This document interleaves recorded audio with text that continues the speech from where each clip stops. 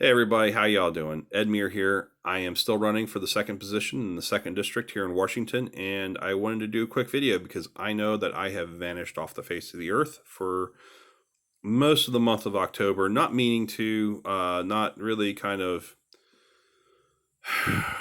It wasn't. I don't know. It wasn't supposed to be as bad as it turned out, I guess.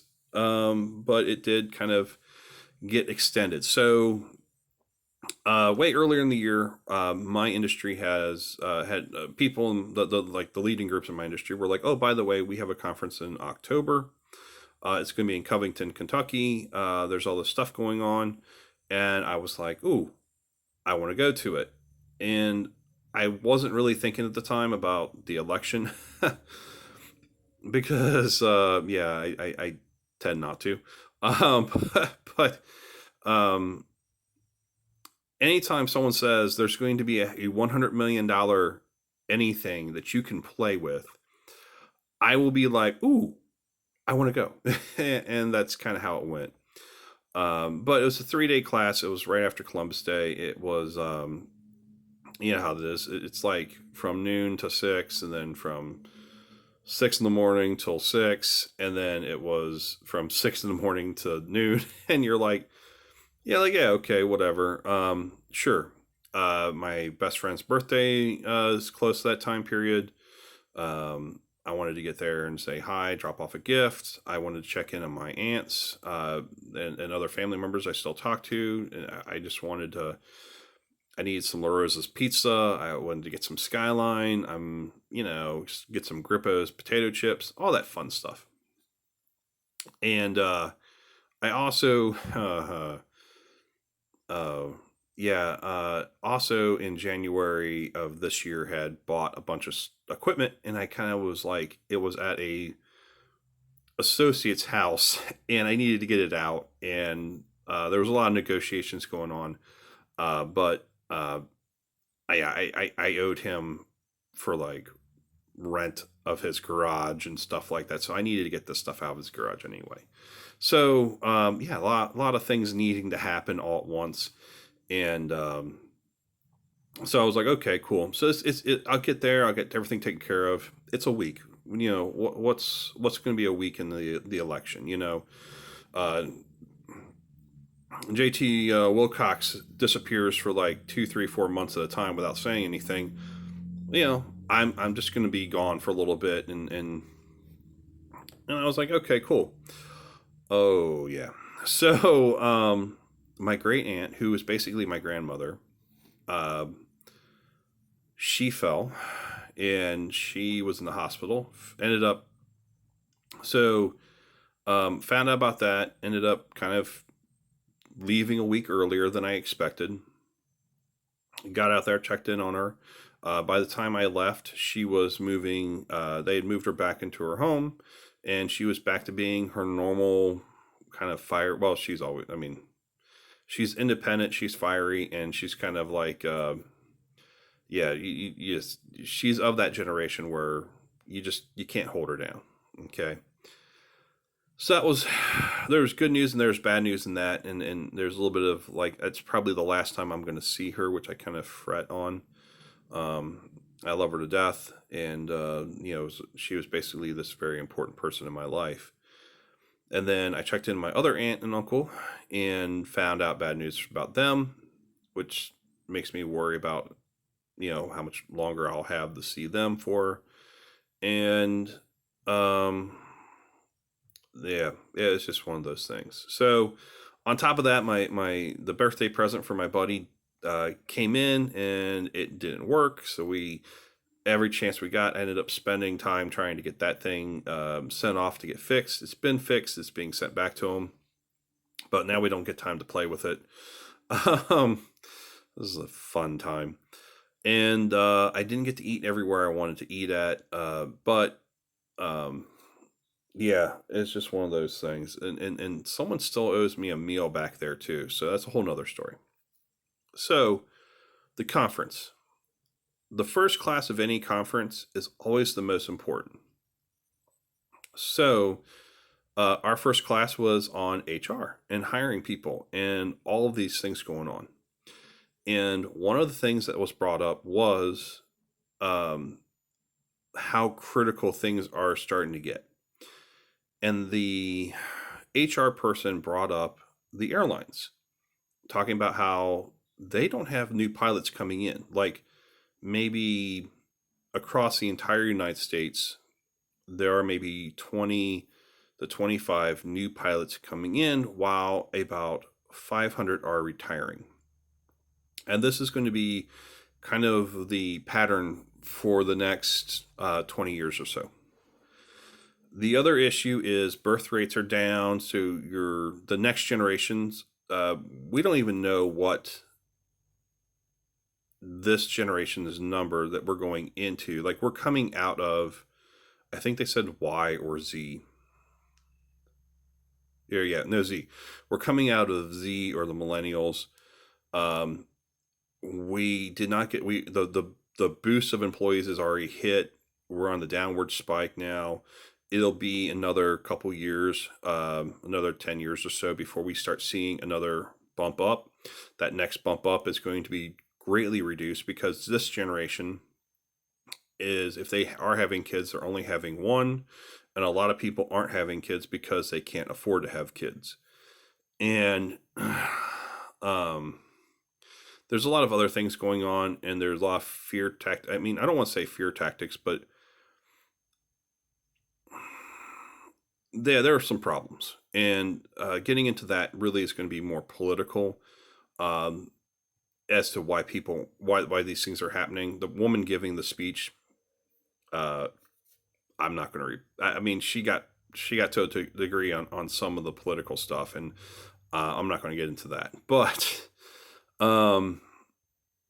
we don't have employees coming in. We don't have pilots coming in. We don't have air traffic controllers coming in. And she was talking about like local airports, like national airports, actually shutting down here soon because they don't have enough air traffic controllers to keep all of the airports. So now the local airports don't have, the little like small town airports don't have air traffic controllers. The larger city airports that are just national flights, they are running low, and they're going to go, those air traffic controllers are going to go to the international airports. So like you will see like Dayton National Airport, or well, Dayton's actually international, but Dayton would possibly shut down so they can keep CVG or Columbus open. And that's what they're talking about there. So it's a pretty interesting thing to hear. While I'm there, I am getting emails, or while I'm traveling, I am getting emails about this airport that they want to bring into Pierce County. And I read what was proposed and what they want to do. And my first question is, just off common sense, if every airline is reducing their flights by 50%, where are these flights and pilots coming from that are going to be going to this new airport? Like right off the bat, I'm like, wait a minute, you're talking about an increase in flights, and flights increasing. That's not what's happening. It's decreasing flights. We're losing flights. Everybody's seeing it. It's all over the place. The number of flights this year have reduced by 50%, and that's because there are no new pilots coming in to take up the slack for all the guys they retired. I mean, some of these pilots are being medically retired. I mean, I don't know how to put this any other way. There are no pilots. There are no pilots. You want to build an airport when you have no pilots and no flights to go to it. You're saying this is what's going to happen. This is all the same. This is all the same stuff, all right? And there's no air traffic controllers for this airport. So I heard about it. I read it. Where I was at in Cincinnati, I went over to the Fairfield Airport and talked to an associate of mine that's there. They actually rent a hangar out there. Oh yeah, they rent a hangar for 20 grand a year.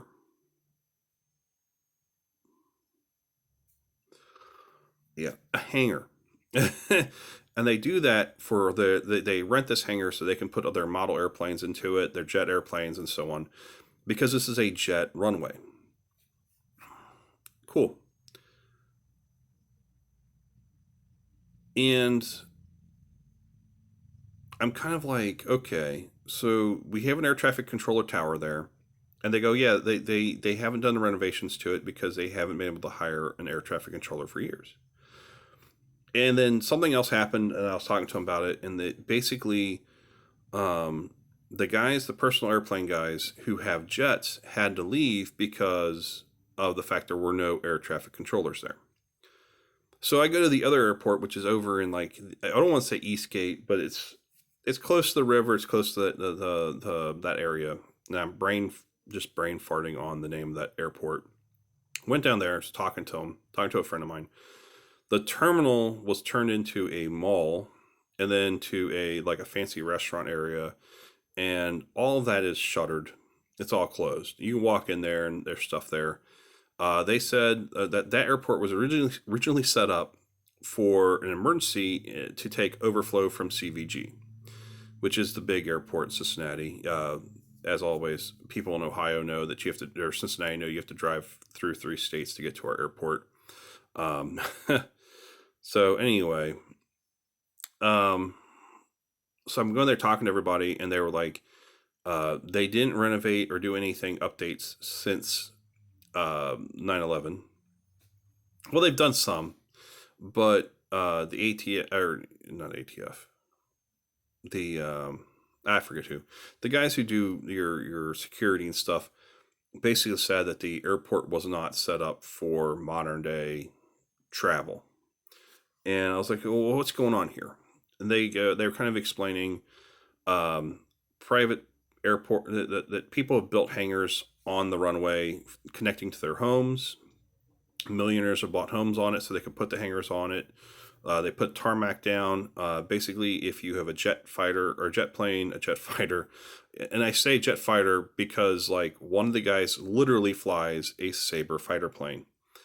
Um, yeah, so it's a jet fighter. Okay, he flies a Sabre. Other people fly jet airplanes. They have private airplanes. They have props there. They have all kinds of stuff. But the airport is a ghost town, and it's just sitting there. Every once in a while, a crisis will happen. Someone will have to land there. But when that happens, they have to run someone from CVG up to this airport to man the tower. Pardon me. There's no one else to do it.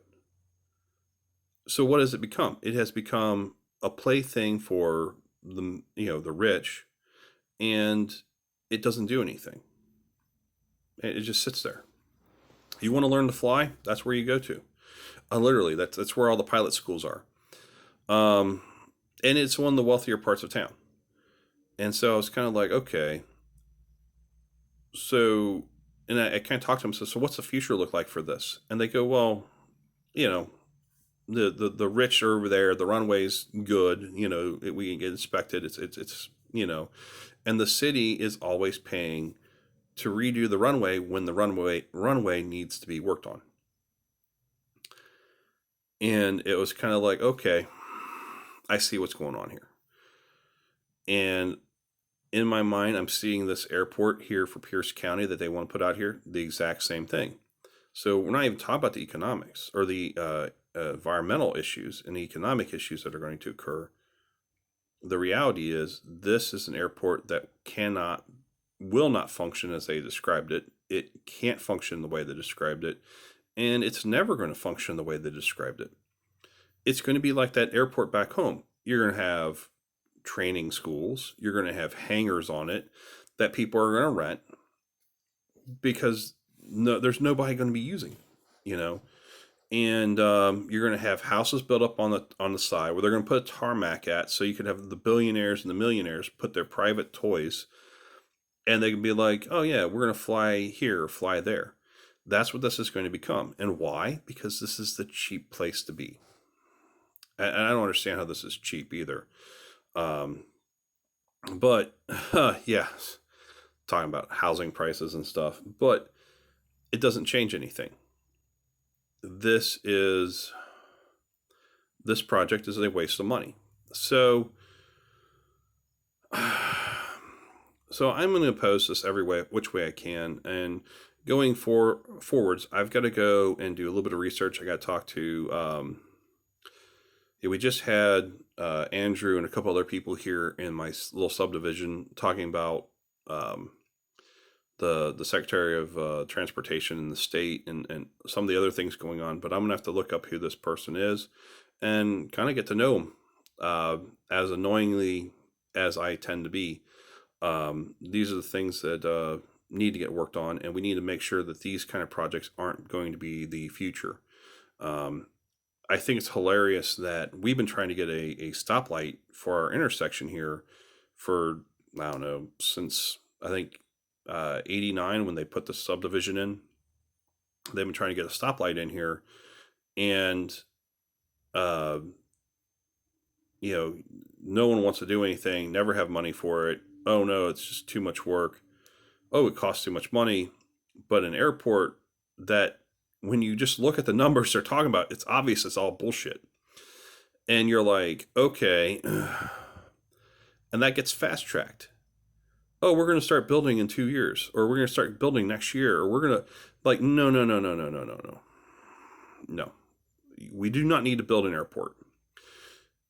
We do not have enough pilots. We don't have enough air traffic controllers. That alone says that we're going to be struggling to keep, SeaTac going the way we needed to go. And I've been rambling on too much for this video already. Just need to know. I don't know where Wilcox stands on it. I wouldn't be surprised if he wants that airport put out here so he can park his private airplane, private helicopter at. Um, the only thing private that I have is a printing press. So I will fight this as much as I can. Thank you all for your support. And don't forget to vote before next Tuesday. I'll talk to you all later. Have a good day.